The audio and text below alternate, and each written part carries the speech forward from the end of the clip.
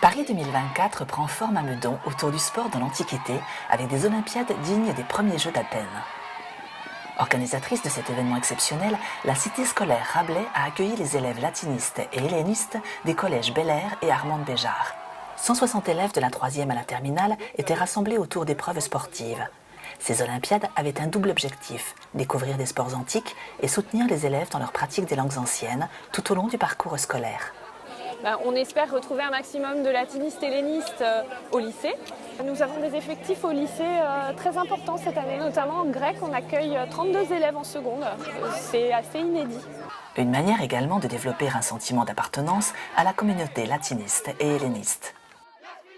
Non, le fait de savoir qu'on allait rencontrer d'autres élèves, d'autres troisièmes, mais aussi des secondes, ils avaient l'air assez impatients de se mesurer en fait. Quand on va refaire une deuxième rencontre en fin d'année, ça sera un petit peu moins axé sur le sport et plus sur des travaux qu'ils vont réaliser au cours de l'année sur les Jeux Olympiques. Et du coup là, il y aura plus de liens avec la langue et je pense aussi que ça va marcher comme aujourd'hui. En charge d'animer les ateliers, l'association ACTA, spécialiste d'archéologie sportive. On a le saut en longueur avec les haltères, donc c'est 5 sauts, et le but c'est d'aller le plus loin possible. On a pratiqué aussi le diolos, donc c'est l'aller-retour du stade. Et les finalistes, ils vont de nouveau pratiquer le saut en longueur et le diolos. Et éventuellement, s'il y a des égalités, on peut éventuellement leur faire pratiquer du lancer de javelot qui est assez facile à mettre en place.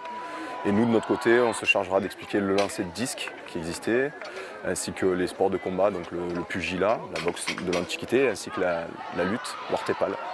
Ils sont réceptifs et c'est intéressant pour eux parce que du coup, ils découvrent l'histoire, mais sous un autre angle.